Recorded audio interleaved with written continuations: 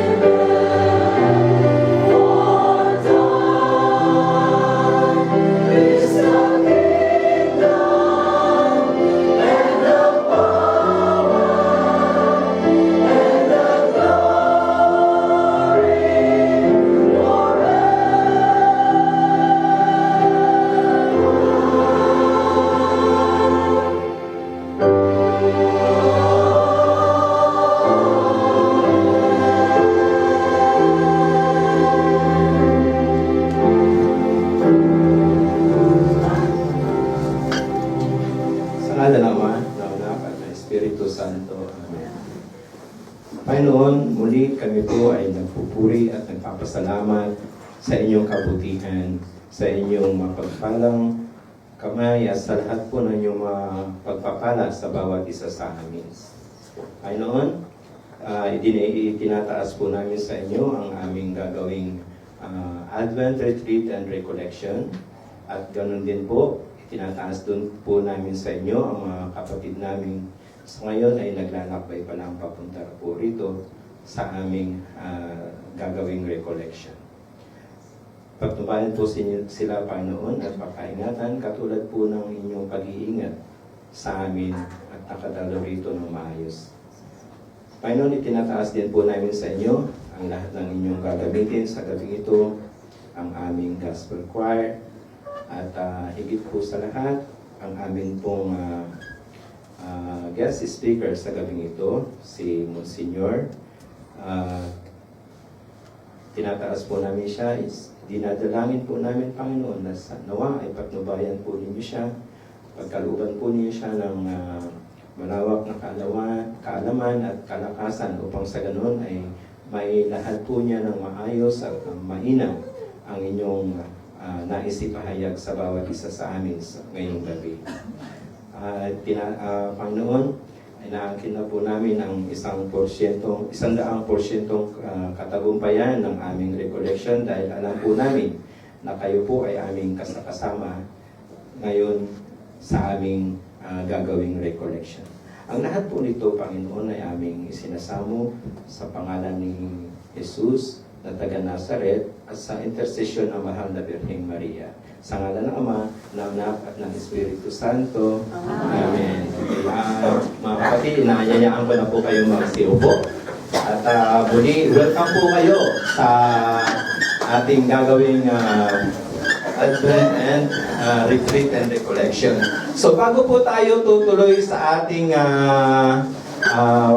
program ngayong gabi, ay nais ko i-introduce ko po sa inyo ang ating guest speaker at susundan po ito ng kakantahan po tayo ng ating gospel choir ng dalawang worship song bago po sa main proper ng program. Ano po?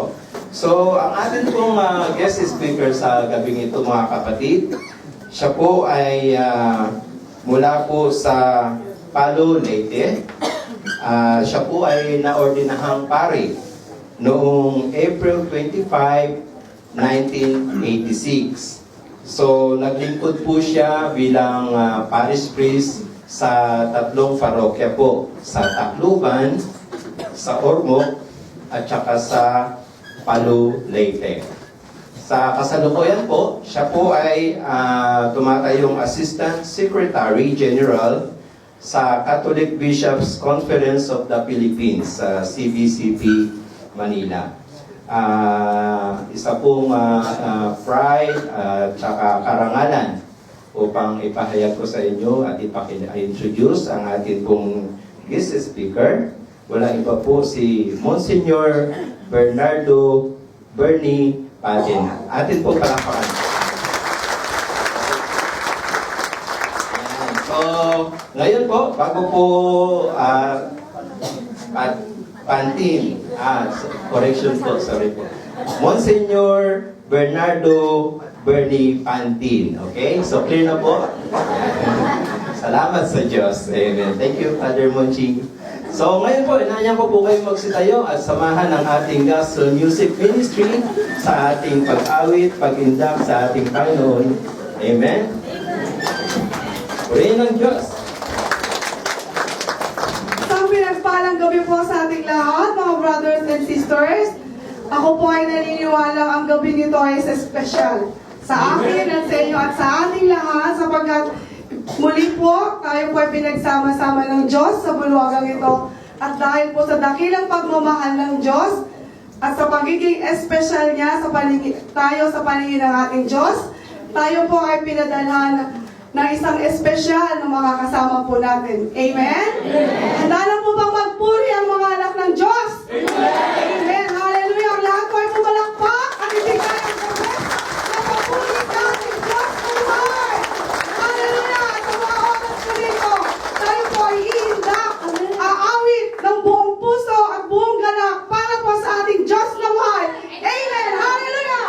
Hallelujah! Amen! Hallelujah!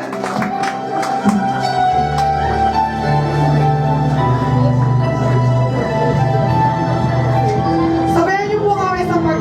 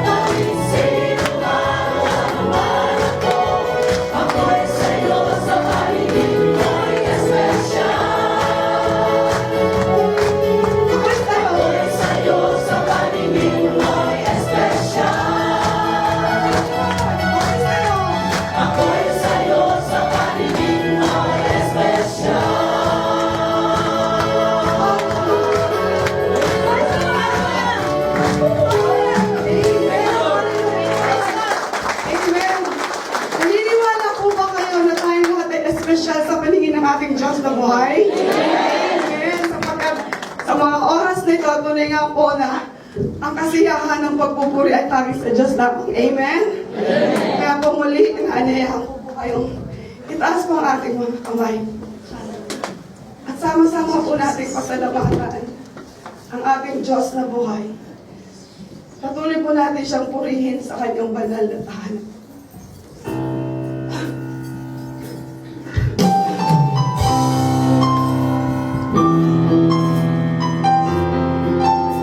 Pangako po ng Diyos ay hindi nagbabago. Hallelujah.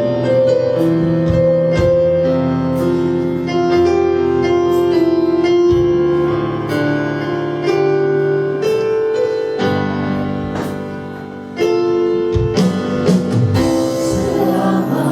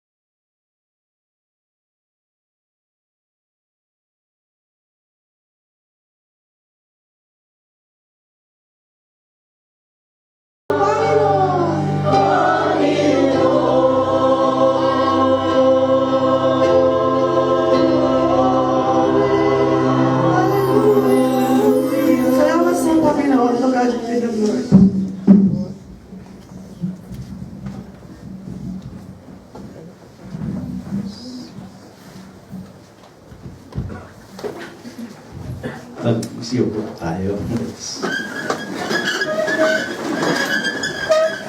Siguro sa taas. Okay. Magandang gabi po sa inyong lahat. Unang-una, natutuwa, nagagalak ako na nandito. Naimbitahan ako pagpunta dito sa Kuwait. Kasi last year, sinabihan ko si Father Resti. Iwan ko na, na-meet nyo ba si Father Resti? Siya in charge sa migrants. Magka-opisina kasi kami doon sa CBCP. Sinabihan ko siya, bigyan mo naman ka chance para makaano naman ako, makapag-serve naman kung saan-saan yung sa mga migrants. Sabi niya, sige kung gusto mo, next year sabihan kita. Kaya last November sinabihan ako, gusto mo punta ka ng Kuwait? Oh, sige, no problem, maski saan. Kaya sabi niya, sige, paprepare ko yung visa. Yun sabi niya, final na, pupunta ka ng Kuwait. Kaya yun, nakarating ako ng di oras dito sa Kuwait. Thanks be to God. Kasi matagal na hindi ako nagtatrabaho sa parokya. Full-time ako worker sa opisina. Monday to Friday, parang office worker din ako kasi nandoon sa CBCP.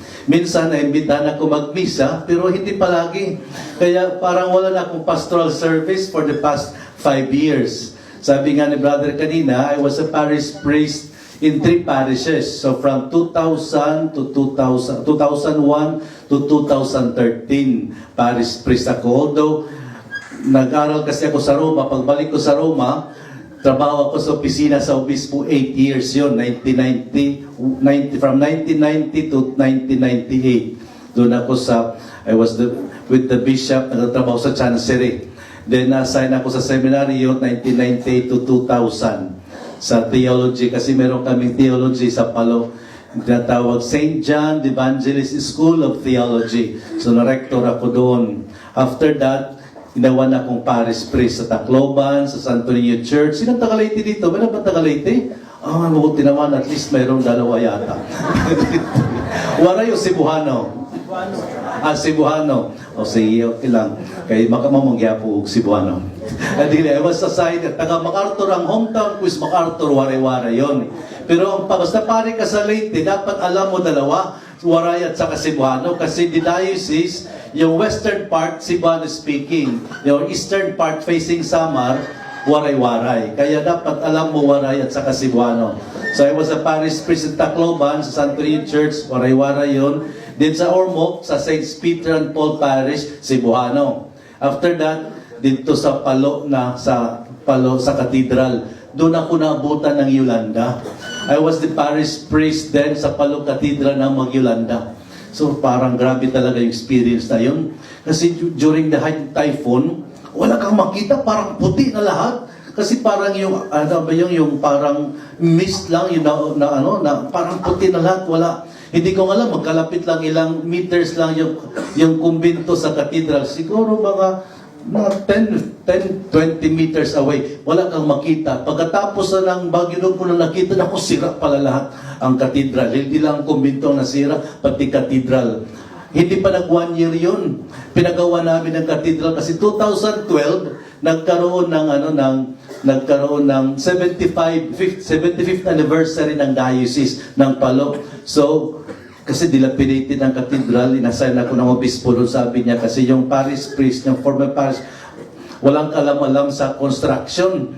Kasi tutulo na nga, pero dito lang naglalagay lang ng planggana sa ilalim. Hindi lang yan doon. Kaya sabi ng obispo, ikaw nga doon kasi hindi naman nakukuhan. Parang siguro, nai-inherit pala siguro yun. Kasi yung tatay ko, marunong magpanday. Yung bahay namin, siya lang nagpanday. Although, maestro ang tatay ko. Mother ko, maestra din. Pero siya lang nagawa-gawa ng bahay. Siguro doon ako natuto na marunong din ako magpanday-panday. Kaya akong pinagawa doon. Pero hindi pa natapos, hindi nag 1 year, sira kagad ang cathedral. 30 million yun ang gasto. Kasi talaga yung mga parishes, may quota. 30 million. Pero hindi kasi November yon, nag-celebrate kami ng 75th anniversary. Before matapos yung year, kasi November 8, November 28 ang anniversary, November 18, nag-Yolanda na, sira na kagad ang cathedral, sira uli ang cathedral. So, pero ang sabi ng obispo, kasi na-assign na ako sa Manila na pagka-January, tuloy ka sa Manila. Sabi, akala ko, hindi ako matutuloy na. So, tuloy din sa Manila. So, yan. Nandun ako sa Manila, full-time worker. Gusto nga sa amin, kasi 57 years old, sabi ko, magpatuloy pa ko dito, pang opisina, pang bata lang ito, na trabaho. Hindi walang ganong challenge. Kaya nag-apply nga ako for chaplaincy. Pinayagan ako ng presidente ng CBCP, si Archbishop Sok. Pagdating ni Archbishop Valles, sabi niya, huwag ka munang umalis, wala kaming makitang kapalit sa'yo. Papalit sa'yo, nahiya naman ako. So wala na rin. Kaya ito na lang, chance na rin ito. 1 month ako dito, parang pastorals work dito. Kaya yun, parang kaya nandito ako ngayon. So ngayon, we are really in the season of Advent. There are 2 great sa simbahan, dalawang great celebrations sa simbahan, Christmas and Easter. Yun ang dalawa. Kaya malalaki talaga itong mga celebrations that there is a period of preparation in order to celebrate Christmas and Easter. Kasi Christmas, yung pagkasilan ng Panginoon. Yung Easter, and then of course the resurrection, the death and resurrection of Christ. So the period of preparation for Christmas is called Advent. The period of preparation for Easter is called Lent, Quaresma. So ngayon, we are in the season of Lent. Yung diferensya lang nitong preparation, kasi although ginagamit ng vestment para sa Paris, violet din, both Advent and Lent, pero yung preparation for Christmas is more joyful celebration.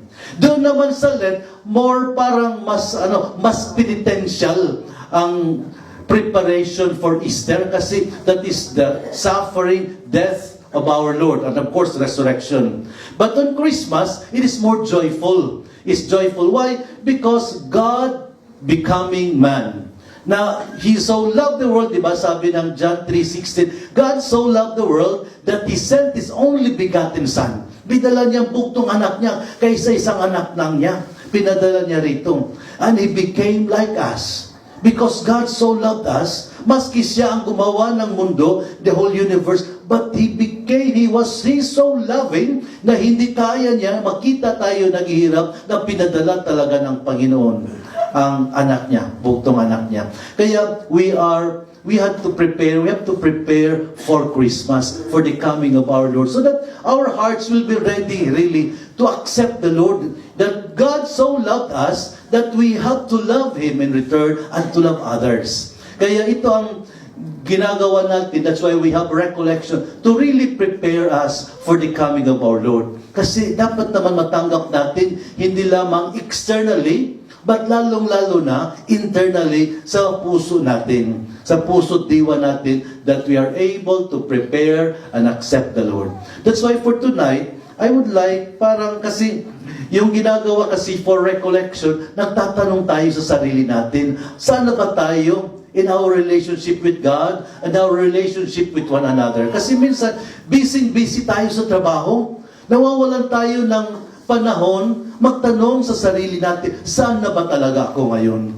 Ano ba ang tindig ko sa harap ng Panginoon at sa harap ng mga kaibigan ko? Sino na ba talaga ako sa buhay ng kaibigan ko, pamilya ko, at sa harap ng tao sa Panginoon? Sino na ba talaga ako? Kasi minsan, we are, sabi ko nga, busy tayo. Parang buhay natin, trabaho na lamang. Hindi natin alam, tumatanda na pala tayo. Wala na, yung mga anak natin, nag-asawa na, may sariling buhay niya. Hindi natin alam, naku, kano na pala katagal ko na rito? Ano ba nangyari sa buhay ko?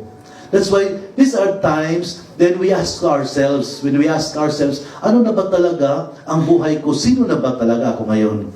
Kaya yung reading na pinili ko ngayon is from the book of Genesis, chapter 3. Itong story ito about the temptation of our first parents, yung temptation niya. So ang gagawin ko, because babasahin ko muna itong chapter na ito, chapter 3, verse 1 to verse 1 to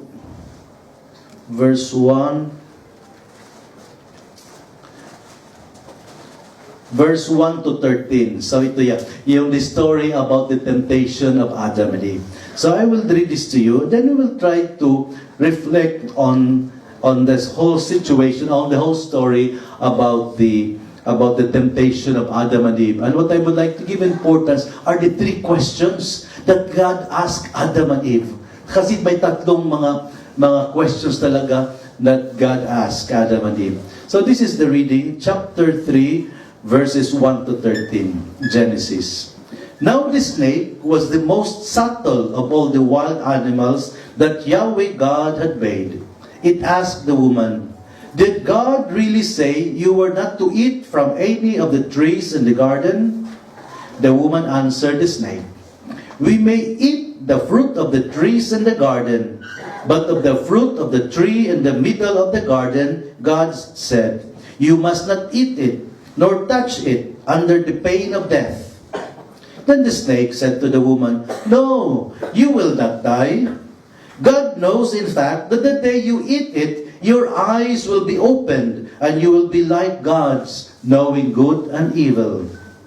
The woman saw that the tree was good to eat, and pleasing to the eye, and that it was enticing for the wisdom that it could give.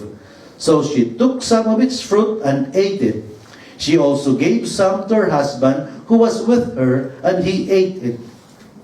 Then the eyes of both of them were opened, and they realized that they were naked.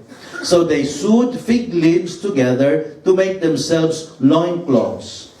The man and his wife heard the sound of Yahweh God walking in the garden in the cool of the day, and they hid from Yahweh God among the trees of the garden. But Yahweh God called to the man, "Where are you?" he asked. "I heard the sound of you in the garden," he replied. "I was afraid because I was naked, so I hid." "Who told you that you were naked?" he asked. "Have you been eating from the tree I forbade you to eat?" The man replied, "It was the woman you put with me. She gave me some fruit from the tree, and I ate it." Then Yahweh God said to the woman, "Why did you do that?" The woman replied, "The snake tempted me, and I ate." The snake tempted me, and I ate. The word of the Lord. Thanks be to God. So mga kapatid, mayroong tatlong mga questions, mga tanong ang Panginoon to Adam and Eve when they sinned. The first question, anong first question? Where are you? Yun ang first tanong ng Panginoon. Where are you? Saan ka? That is what makes our God different from all other gods. Because our God is someone who looks for us. Hinahanap tayo. Where are you? Yun ang nakakaganda ng ating Panginoon. Hinahanap tayo. Bakit? Kasi mahal na mahal tayo ng Panginoon. So He would ask for us. He would look for us. That is why whatever happens to us, know that God will always look for us. Where are you? Yan ang first question ng Panginoon. Kaya siguro ngayon, ganun din ang tanong ng Panginoon sa atin ngayon. Saan ka? Saan ka ba ngayon in your relationship with your family? Maybe in your relationship with your friends, sa mga kaopisina mo, sa katrabaho mo. Saan ka ba ngayon? Saan ka ba ngayon? In your relationship with God, where are you? Because God is looking for us. He is interested in what we are about to do or ano ang nangyayari sa atin. Because our God is a God who looks for us. Hinahanap talaga tayo. Kaya mga kapatid, huwag nang sabihin na parang malayo ang Panginoon. No. Mayroong noon kanta naging famous. Di ba yung kanta ni Bette Midler? Sabi ng kanta ni Midler, God is watching us from a distance. Sumikat yun. God is watching us. God is watching us. God is watching us from a distance. Pero hindi yun ang Kristiyano ng Panginoon. Because God does not only watch us from the distance, because He became man for us. He was born for us. He became one of us. Naging tao siya. Kaya hindi lamang siya parang nandoon lang. Kasi kung nandoon lang, pwede tayo magreklamo sa Kanya, Panginoon, bakit mo ginawang ganito ang buhay ko? Pero no, we cannot even claim that one. Kasi ang Panginoon, He became one of us. He suffered everything that we are suffering. Sabi lang ng Saint Paul, except sin, hindi lamang siya nagkasala. But he experienced hunger. He experienced bitterness. He experienced being in traitor siya. He experienced that. Yung mga tao started, they started to follow him first and then humiwalay sa kanya. Di ba? When he started talking about the Eucharist, sabi ng mga tao, this is too much. How could we eat his body and drink his blood? This is too much. And then people started, leaving him. And then he turned to his disciples, apostles, and said, and you, are you going to leave me? And of course, Peter answered, Lord, to whom shall we go? You have the words of everlasting life. Yan ang sabi ng Panginoon. Because God is not watching us from a distance. God is with us. That's why He is called Emmanuel. Emmanuel, meaning to say, God with us. So nandito ang Panginoon. Kaya mga kapatid, when we feel that, ang problema ng mundo para pispasan natin, hindi lamang tayo ang pagpapasan ng problema ng mundo, kasama natin ang Panginoon. Kaya yan nga ang tanong, sabi nga, habang nakapako si Kristo sa cross, di ba anong nagsayaw ang ating Panginoon? My God, why have you forsaken me?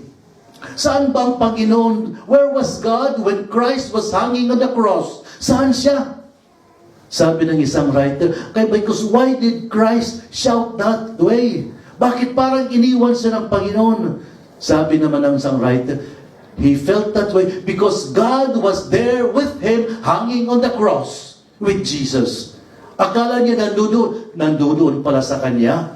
Kaya nakaano siya, he was able to shout, my God, why have you forsaken me? But he was not forsaken by God because God was in him.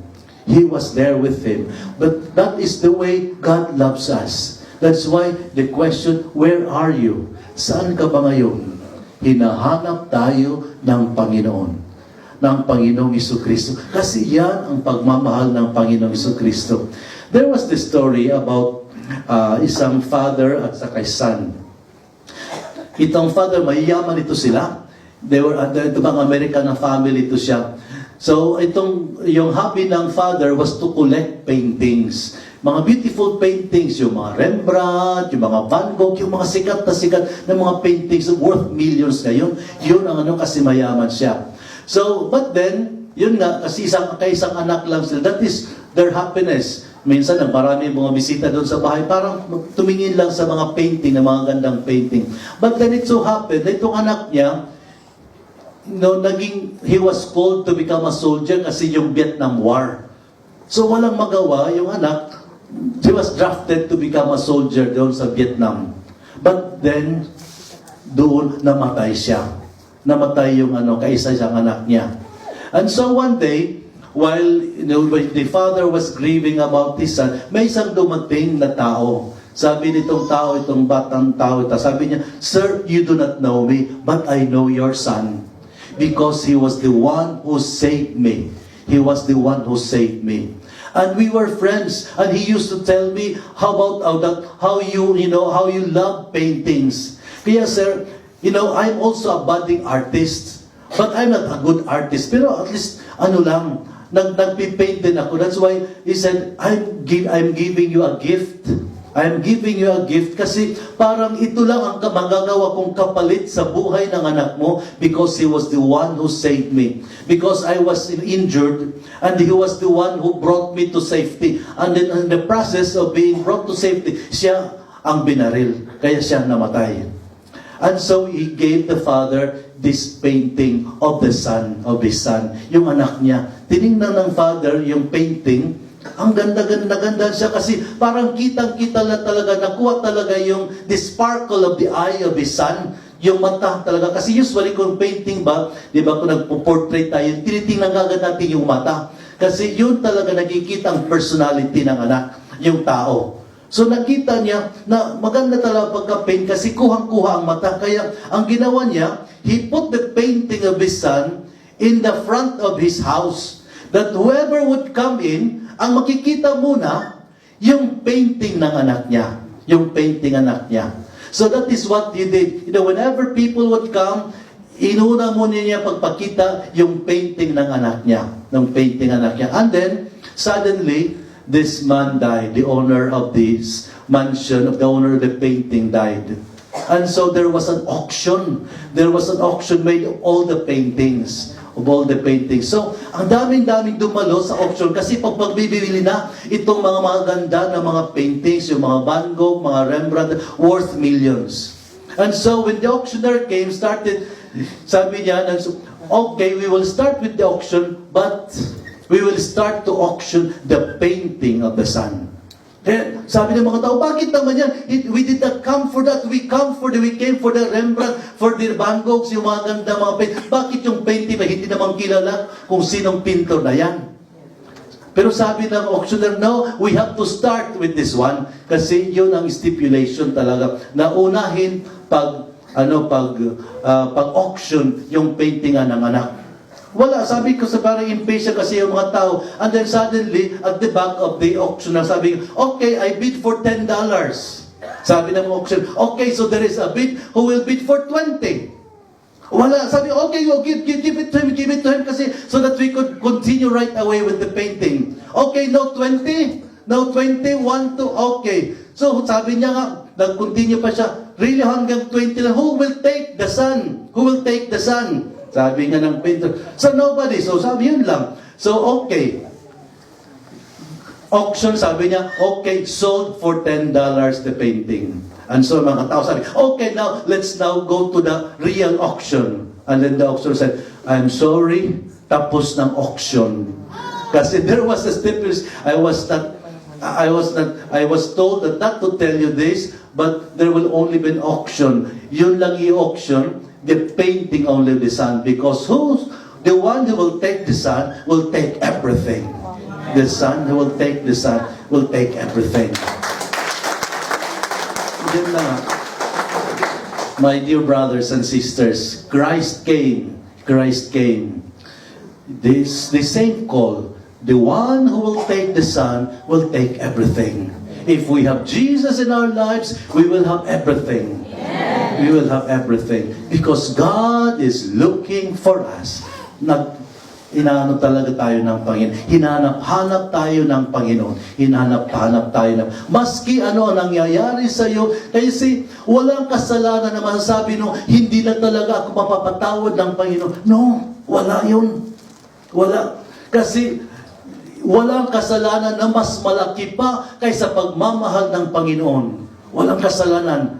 Kaya every sin will be forgiven. Although sabi ng gospel, there is only one sin which will not be forgiven. The sin against the Holy Spirit. Ano ba yun? It is losing hope. Na akala mo na hindi ka na mapapatawad. Kasi lahat ng mga masasama, mas malakas pa, mas malaki pa ang pagmamahal ng Panginoon kaysa pinakamalaking kasalanan na magagawa natin. That's why there is no such thing as losing hope. Because God loves us so much. He will look for us till the end.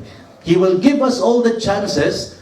Kaya nga, sabi nga, yung mga, di ba ano ba yun, yung masasamang damo, matagal mamatay. Kasi, because God is giving you all the chances. Yung mababait nga, sabi ka, di ba sabi, ang bait-bait mo, sana kunin ka na ni Lord. Sabi nga.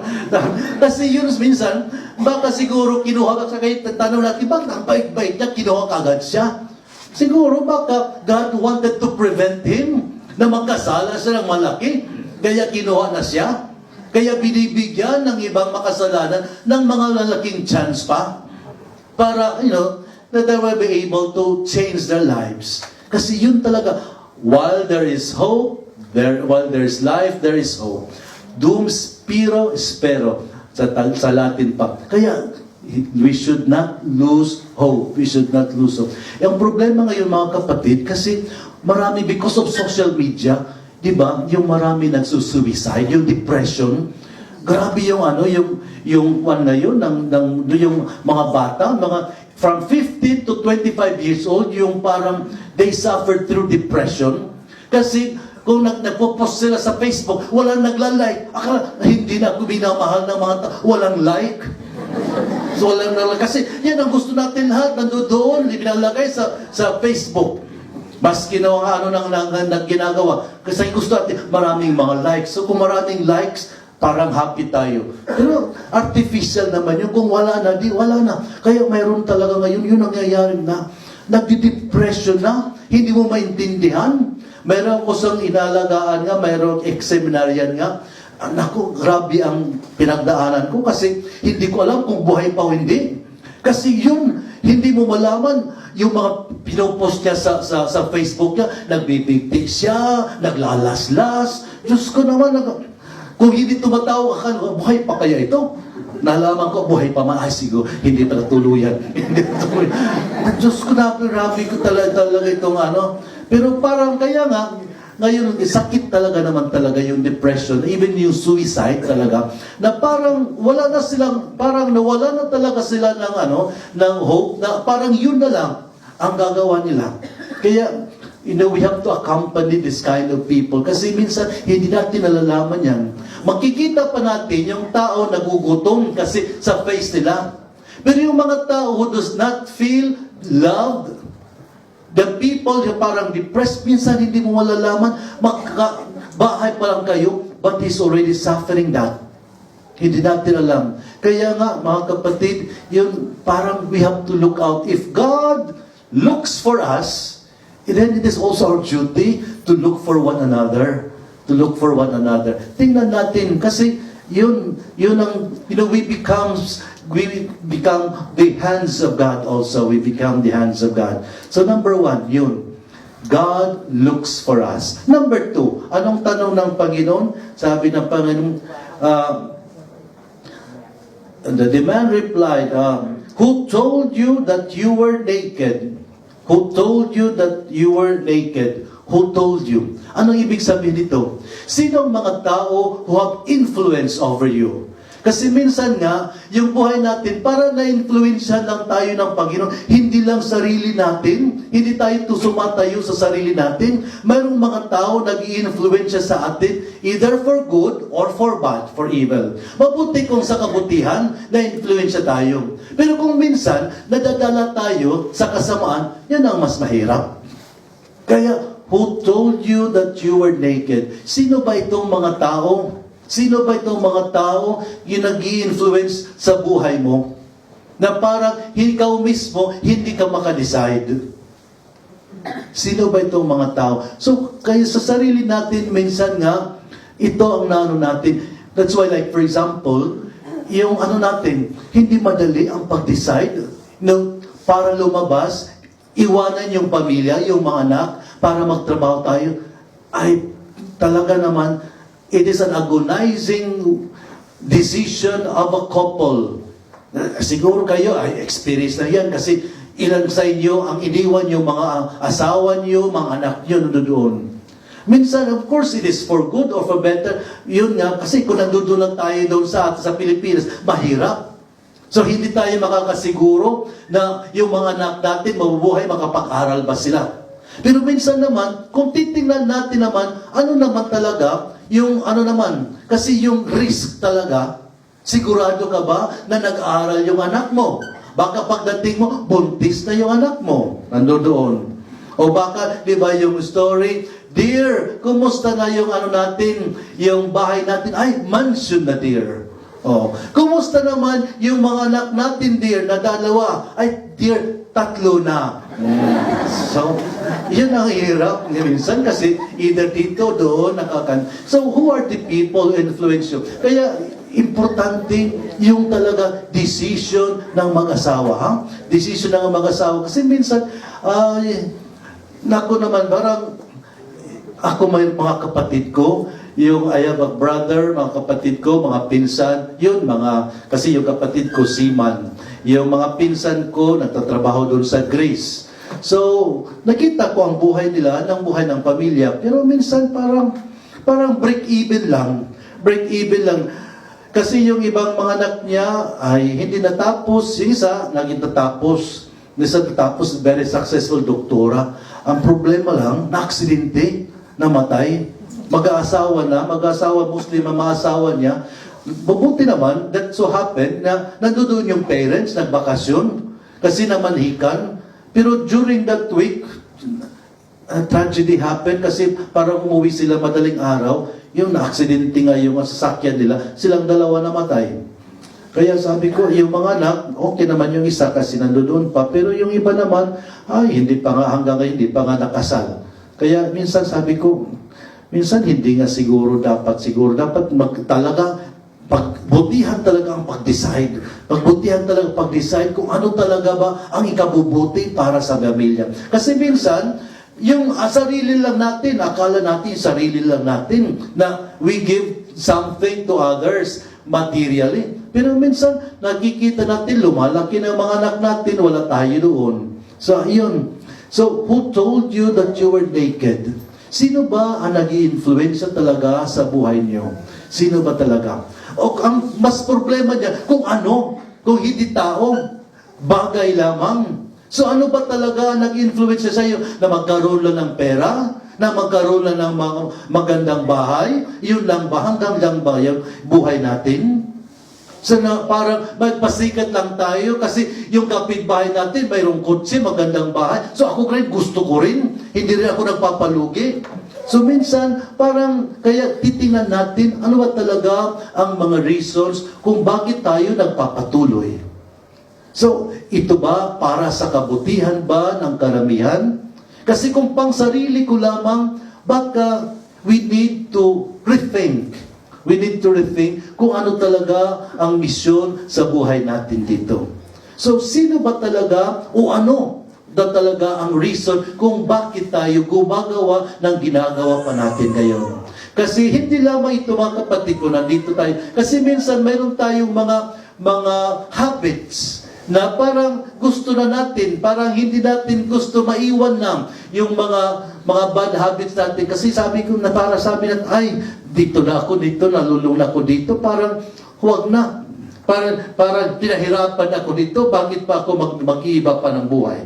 So, minsan, kailangan tanungin natin ang sarili natin. Sino ba talaga ang mga tao nag-influensya sa akin? Na-influensya lang ba ako siguro kasi napilitan lang ako? Kasi yung mga parents ko, napilitan lang ako, kaya ako nandito. O itong ginagawa ko sa buhay ko ngayon, na nagpapatuloy pa rin, maski alam ko masama, nagpapatuloy pa rin ako, kasi parang parang kapit patalim na lang. Kaya, sino bang talaga ang mga tao who are very influential in your lives? So, tingnan nyo, nakakabuti ba ito o nakakasama? Kasi kung makikita natin, then we have to do something about it. Kasi ang Panginoon, naghahanap sa atin. Pero tinatanong tayo ng Panginoon, ano ba talaga ang gusto mo sa buhay mo? Sino ba talaga ang gusto mo sa buhay mo? Para sa sarili, gusto lang mabuhay mo para sa sarili mo? O gusto mo mabuhay para sa karamihan? Kasi it's also something, parang kasi, although sabi nga lang, wala nang martir ngayon, pero di ba sabi ng Panginoon, the greatest love no one can ever do is to lay down one's life for one's friends. Yun ang ginagawa natin. Nagpapahirap tayo dito para sa pamilya natin, para sa mga kaibigan natin, doon sa atin, ginagawa natin lahat. Pero ayan ang tingin naman natin. So sigurado ka ba na napupunta sa kabutihan naman yung pagdating natin dito, yung supposedly pinibigyan natin yung paghihirap dito? Mayroon ba katumbas na yun? O baka nandun lang sila sa kasamaan? So baka kasi napilitan lang tayo. Kaya mga kapatid, tanong natin ang sarili natin. So who told you that you were naked? The last question, kasi alam mo, who told you that you were naked? Ito, di ba? Si Adam and Eve, they were naked from the very beginning. Naked sila. Pero bakit lang, doon lang, when they were able to eat that forbidden fruit, doon lamang nila nalaman na naked sila. Why? Because that is when came sin. Yung natin. Kasi pagkita nila, Adam and Eve, they lived not for themselves, but for each other. So si Adam, where they were in paradise, they were always looking for the good of the other. But when sin came, pakasala nila, when they ate the fruit of the knowledge of good and evil, what happened to them? guilt came with it. Kasi nakita nila Adam, ay, nandoon pala kay Eva. Yung na magpapano sa akin, nagpapaligaya sa akin, nandoon pala kay Eva. Kaya si Eve became self-conscious. Pagkita naman Eve, ay, nandoon pala kay Adan, yung magpapaligaya sa akin. And of course, they became self-conscious. Why? Because they started thinking of themselves. Before, they did not think that way. They thought of what good they can do to the other. But when sin came, yun na. Sarili na natin yung iniisip natin. Hindi na tayo nag-iisip sa kabutihan ng iba. That is what sin does in our lives. Sarili lang natin ang iniisip natin. Sariling kaligayahan, kabutihan lang ang iniisip natin. Kaya they had to hide themselves. They had to cover themselves. Kasi they became self-conscious already. So that is what sin does in our lives, my dear brothers and sisters. Kaya nga, yun ang ginagawa ng Panginoon. Pagpunta niya dito to give us an example how really to live life. To give a life which is giving, which is selfless giving. That's why Mother Teresa would say, give until it hurts. Because even when it hurts, now because it is giving in love, even the hurt becomes love itself. It becomes love itself. So, who are the people or the things that influences you? Ano bang mga bagay o bakit ginagawa mo ang ginagawa mo ngayon? So, tanong natin sarili. Kasi kung parang ito nakakapadala sa atin sa kasamaan, then we have to think ourselves. Christmas is a time of looking at ourselves and perhaps changing what can be changed in our lives. And then the last question that God asked, why did you do such a thing? Bakit mo ginawa yan? Bakit ginawa mo yan? Ang Panginoon, He really searches us and He looks deep into our hearts para, to cleanse really us. Hindi lang yung labas lang natin kasi yung Panginoon talaga, ang gustong-gusto niya, yung loob natin, that it will be cleansed. Kaya tinatanong sa atin kung sino talaga ang mga tao nag-i-influensya sa atin at bakit ginagawa natin ang ginagawa natin. Why do you do such a thing? Why did you do such a thing? Pero anong ginawa naman? Anong sabi ni Adan? The woman you gave to me tempted me. Di ba? Sabi niyo, who told you it was the woman you put with me? She gave me some fruit from the tree and I ate it. So parang sinisipan niyang Panginoon, itong kasing babae binigay mo sa akin. Sinisipan niya ang Panginoon. So ang Panginoon may kasalanan. Kasi kung hindi mo binigyan ako ng babae, hindi ako makakasala. Kaya tinanong naman si Eva, then bakit naman ginawa mo yan? Because the snake, the serpent, tempted me.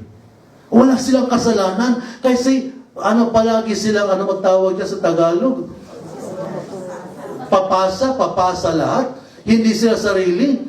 Papasa lahat. Kaya walang kasalanan palagi tayo. Kasi sinisisi natin palagi ang iba. Wala tayong kasalanan. Sinisisi natin. So, ang Panginoon pa ang may kasalanan. Ang Panginoon, kasi itong babaeng binigay mo sa akin. Siya ang nag-tempt sa akin. Pero si Eva naman sabi, no, hindi. Kasi I was only tempted by the serpent. Many times, hindi natin naako talaga yung mga nagawa natin mga kasalanan. That's why there is really the need to be humble. There is really the need, to accept that sometimes we do fail. Kasi tao lamang tayo, hindi tayo Panginoon.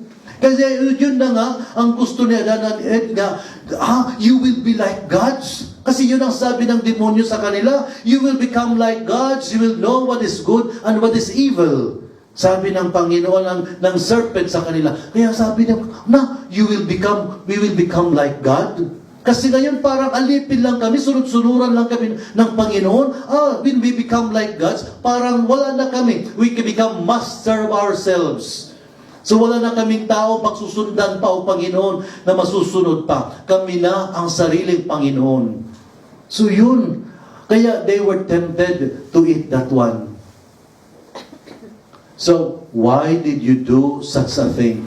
Minsan yun, mga hindi madaling mga tanong ang tinatanong ng Panginoon sa atin. Kung talagang gusto ng Panginoon tayo magbago, dapat sagutin natin mga mahirap na tanong sa buhay natin. We have to face that one. Kasi kung hindi natin, kung takot tayo to face difficult questions in our lives, parang nabubuhay lang tayo na parang wala lang. Sinilang tayo, nag-aral, nagtrabaho, nag-asawa, nanganak, tatanda, mamatay na. Tapos na. Yun lang bang buhay? Is that life after all? Yun lang?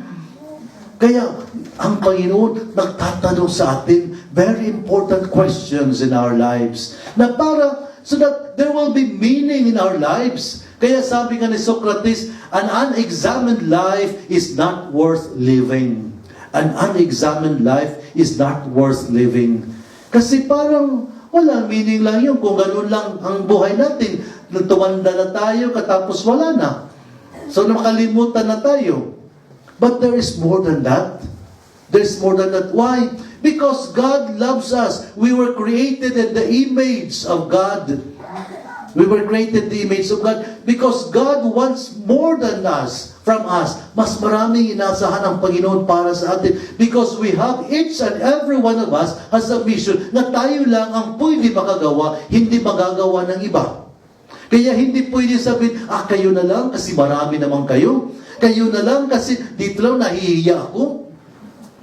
Naku, walang mangyayari sa buhay natin. Kasi mayroong mga gawain talaga na ikaw lang ang pwede gumawa yan, hindi magagawa ng iba. Kaya yan ang dapat tingnan natin, ano ba talaga, what is my role really in life? Ano ba talaga yung mission ko sa buhay ko? We are very thankful na mga Pilipino, sabi nga ng sabi ng Pope Francis, the Philippines is a great nation because now we are sending missionaries. Hindi lang mga pari, mga pari, kayo ang mga misyonero. Nandito na. Kasi ang karamihan sa atin, dito, ilan lang ang Kristiyano. Alam ko, kasi nag-aral ako doon sa Italia, meron ako mga kilala na mga families, Italian families, na nagsasabi, because of their domestic helper, yun, nagbalik sila sa simbahan kasi hindi na silang sisimba. Kasi meron akong community noon, dinadala ng mga domestic, yung mga Pinay natin, dinadala yung mga anak nila, yung mga anak ng mga Italiano. Kaya itong mga anak na natatuto magsimba kasi yung mga parents na hindi na nagsisimba. And because of the Filipinas there, bumalik sa simbahan itong mga Italiano na ito.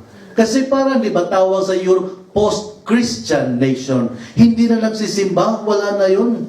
But because of the Filipinos there, they became the missionaries. They became effective missionaries more than the priests. Kasi ang pare nasa simbahan. Pero yung mga kayo, nandoon talaga sa bahay. Nandoon talaga sa bahay. Nakikita nila yung example nyo, then they emulate. Kasi ngayon, yung uso ngayon, hindi na talaga yung missionero na parang active missionary na magpo-proselytize. Hindi, lalo na dito sa Middle East, hindi pwede yan. The only way that you can become missionaries is by your example, by the way you live your life. At makikita nila, then sabi niya, maganda palang buhay. Maganda palang pagka-Kristiyano. That's why they become Christians. Kaya nga dito, mas effective yung kayo, yung mga lay people, more than the priests. Kasi yung pare, nandiyan na. Pero kayo, nandoon. Kaya nga, dito sa Middle East, di ba, marami na nagbo-born again. Kasi yung mga effective talaga, yung mga kasi one-on-one nagpupunta. So kaya nagba-Bible service sila, i-invite yung mga hindi magagawa yun ng pare. Lalo na dito kasi hindi pwede mag-ano-ano yung pare. O kung nasa Saudi ka. Kaya marami na rin sa atin mga kapatid na nawawala na rin sa Catholic faith. Kasi pag uwi sa Pilipinas, born again na sila. Kasi wala namang pare, ang nag-ano lang sa kanila, nag-aanyaya sa kanila, yung mga born again na mga kaibigan nila. Because there is always a thirst for God and us. Maghahanap kung saan. Maghanap kung saan. Kaya mga kapatid, ito talaga ang ng Panginoon sa atin. Ano ba ang pwede magawa ko dito habang nandito ako? How could I serve my Lord in the little way that I can? In the little way that I can. Kasi ito lang, so we become missionaries. Diba sa Pilipinas, we're preparing for 2021. 500 years ang pagka-Kristiyano na natin. So diba, ang kanta ni Yoyoy Villame, March 16, 1500, 21. So yun, by 2021, 500 years na. So since 2013, we've been preparing 9-year preparation.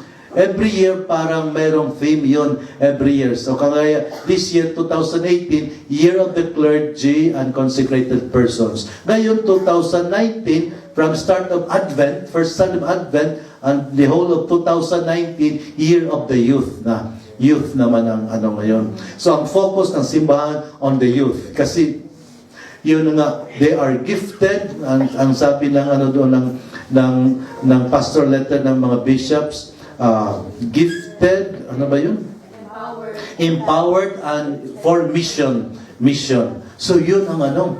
So the youth, they are not just, sabi nga sabi ni Cardinal, they are not just the future of the church, they are the young face of the church, yung mga bata. They are young face of the church. Kasi sa Pilipinas, di ba, mas maraming mga bata kaysa mga tatanda. Mas marami. Kaya sila na ang mukha talaga ng simbahan. Sila ang mukha ng simbahan. So, that's why we have to do things that, lalo na kayo, kasi mas effective kayo, to continue to propagate the faith. Yung pananampalataya natin, nandiyan sa inyo. Yung Korea, they became Christians not because of priests, but mga lay people lang. Kasi hindi makapasok ang mga pari doon, noon. But now, fastest growing yung Christianity doon. Pero yung mga, lay faithful lang. Yung mga lay people lang. Yung nag-propagate ng faith sa kanila. Sa Japan, they thought na Christianity was wiped away kasi di ba, from the 16th century, pinersecute talaga sila. Until 1890, walang missionary na nagpunta doon. 1898, parang bumalik yung mga Christianos doon, yung mga missionaries doon. They found out that there were still many Catholics. Many Catholics. Sila lang, nagbibinyag sila nagbabasa lang sila ng Bible. Sila lang. Because kayo, mga lay faithful, you are more effective para sa inyo. Kasi yung pare, of course, kailangan naman talaga Eucharist kasi that's the highest point of our worship when we truly eat the body and blood of our Lord. But you cannot have the Eucharist when there is no community, kung walang community. You cannot have a community, sabi nga ni St. Paul, how can we have faith if no one is sent? So, dapat muna may i-send. Because faith comes from hearing. So how can we hear if nobody is sent? Is nobody sent? So kayo nandito. You become the missionaries. You become the mouthpiece of God. And so we pray, my dear friends, na habang nandito kayo, that you start influence sarili niyo sa ating kapwa Pilipino, then perhaps others. Kasi that's the only way that we can continue the faith. Sabi ng si Pope John Paul II noong pagpunta niya sa Pilipinas, yung first time nagpunta niya, sabi niya, 400 years ago, more than 400 years ago, it was the European missionaries who brought you the faith. Now, it is your duty to bring back the faith to them. Naibalik na yung pananampalataya sa kanila kasi nawawala na sila. Post-Christian civilization na nga. So, sa atin yan, mga kapatid. Sabi ng mga bispo, kasi nagtatrabaho ko sa FEBC, that is the Federation of Asian Bishops Conference, yung Pilipinas lang, parang yung nangaiba kasi when they talk about Asia, Christianity in Asia, it's always the minority lang. Pero except the Philippines. Kaya sabi nila, except Philippines, and of course, East Timor. Pero East Timor, ilang milyon lang sila doon. Kasaramihan sila mga Katoliko doon. Kaya sabi niya, they always look after talaga sa Pilipinas to show us the way how to become true Christians. So nandito sa atin, mga kapatid, nasa inyo yan. Nasa ating lahat yan. Na mananatili tayo ang pagka-Kristiyano natin, ng pananampalataya natin, na hindi talaga mawala yan. Because that is our strength only. That is our strength, our faith. Kaya karamihan talaga, we pass through several mga pagsubok. Yung mga bagyo na yan, yung mga government na nangyayari dyan, kung ano. Pero yung pananampalataya natin is what keeps us going. Kaya kayo nandito tayo, siguro because of our faith. Siguro kung wala kayong pananampalataya, bakit kayo magpapatuloy dito, magpapakahirap pa? Because of our faith. That's why we have to be thankful for that. Because that is what makes us Filipinos. Yung pananampalataya natin, hindi mawawala yan. Maski sino pang presidente sabi niya, hindi kailangan yan. It is our faith. Sabi na pa ni Horacio de la Costa, it is our faith and our song. Kasi tayo, mahilig tayo Pilipino, kumanta. Kaya nananatili tayo. It is our faith and our song. So we continue with that. We continue with that. Andito, maski sabi ko na, maski nandito tayo, we have to remember that God is always there looking for us because He loves us. Kaya hahanapin talaga tayo ng Panginoon. But He loves us, so He wants us to be with Him. Kaya tatanungin din tayo na mas mahirap pa na mga tanong. Kasi gusto talaga niya that we give ourselves truly to Him. Hindi lang parang hati-hati lang na ngayon gusto ko, sa bukas naman parang hindi naman. No, that na buong-buo talaga ang panampalataya natin. Kaya tinatanong tayo, who are the people who influence you for the good or for the bad? So kung mayroong tao nagdadala sa iyo sa masama, then little by little, become distance from them. Put distance from them. Kasi para bumalik ka sa Panginoon. At sa kung bakit ginagawa po ito ngayon. So bakit nananatili ka pa rin sa kasalanan mo o sa sitwasyon mo? Mayroon naman mga tao siguro tutulong sa iyo na para makalabas ka dyan. Kasi minsan naman, difficult nga makalabas. Kung mayroon talaga mga sitwasyon na mahirap talaga kung walang taong tutulong sa iyo. And we pray for that. That there will be some people who will understand you. So that you will be able to be helped, to get out from that situation. Kasi yan ang gusto ng Panginoon, na may labas tayo so that we could truly become loving to one another and to God. We pray for one another, my brothers and sisters. So I think ganun lang siguro para hindi na kayo makatulog. Okay, I wish you again Merry Christmas para sa inyo. Hopefully you will something.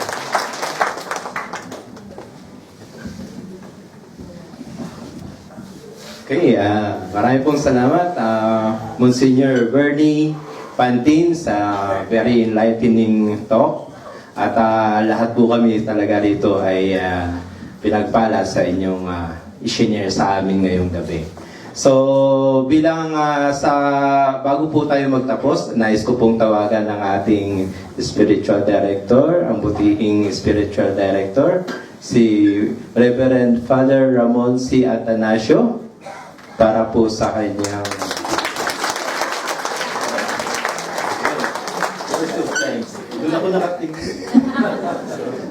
So, magandang gabi po sa inyo lahat. So, pasalamatan natin si Monsignor Bernie sa kanyang magandang binigay sa ating talk. At sana nakinig tayo. At para makapaghanda tayo sa darating na Kapaskuhan. So, hindi nyo lang siya ngayon makikita kasi meron din siyang schedule sa atin sa Simbang Gabi. Sa 17 at saka 19. Hindi ko alam kung alam na ni Monsignor yun. Tapos meron din siyang Sunday, 23 ng gabi. Kasi ang misa namin dito, Monsignor, ay 6:30 ng gabi. Tapos may confessions din. Hindi ko rin alam kung alam mo na yun. Talagang pinahirapan ka. And then, I think 30 also, December 30. Dito rin siya. Kaya kung gusto nyo rin makipag-usap sa kanya, yung number niya ay, ano number mo, Monsignor? Kaya lang sa, siya naka-stay, sa Salmia, sa may condominium ng mga Salesians. Ito yung number kung gusto nyong mag-ano sa kanya ng counseling or number niya ay 6647-2478. Counseling lang mo. Malaking tulong po yan para sa atin. So, muli, kami nagpapasalamat kay Monsignor Bernie. Sana nga bumalik siya ulit. Hindi lang first time, second time, third time, kasi si Father Resty nakakatatlong beses na yata rito. Kaya siguro tularan mo si Father Resty. At sa inyo pong lahat, maraming salamat po sa pagtugon sa panawagan. At sana nga po ay makatulong ito sa ating lahat. At para mas masaya at makahulugan po yung ating gagawin na pagdiriwang sa Kapaskuhan. So magandang gabi po sa inyong lahat sa El Shaddai na nag-offer ng mga prayers, ng songs. At sa lahat po ng mga leaders na nandito, mga servers, at sa mga lay persons po na nandito. So magandang gabi po sa inyong lahat. Salamat! So magkita-kita tayo sa mata. Sa every Friday and Sunday po. Salamat po. Closing prayer tayo. Sige po, tumayo po tayong lahat. Sa ngalan ng Ama, ng Anak, ng Espiritu Santo. Maraming salamat, Ama, sa lahat ng biyaya at pagpapalang binigay mo sa amin. Ang biyaya ng isang Monsignor Bernie na nagbigay sa amin ng magandang panayam nang sa ganon ay maihanda namin ang aming sarili sa pagdiriwang ng iyong kaarawan. At nawa ang mga taong nangangailangan sa iyo ay matulungan ng aming mga example sa mga halimbawa tulad ng sinabi sa amin ni Monsignor Bernie. At gabayan mo ang bawat manggagawa sa lahat ng bansa sa Middle East, lalo na yung mga nangungulila, mga nagulungkot, at nakakaranas ng hirap. At nawa ang mga gawain namin sa simbahan na aming ginagampanan ay magbigay sa amin ng kahulugan sa buhay. At ang lahat ng ito ay biling namin sa pamamagitan ni Kristong aming Panginoon. Amen. So, bless tayo ni Monsignor. The Lord be with you. May Almighty God bless you, the Father, the Son, and the Holy Spirit. Amen. Good evening sa inyo lahat.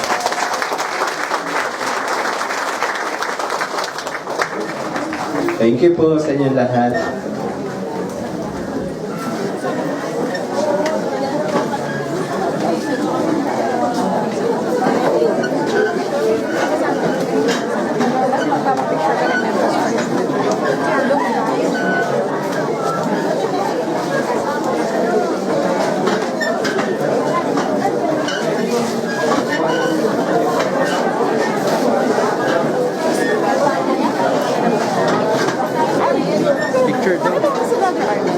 Hindi. Eh, ano ba yan? Hindi pa kasi harap talaga.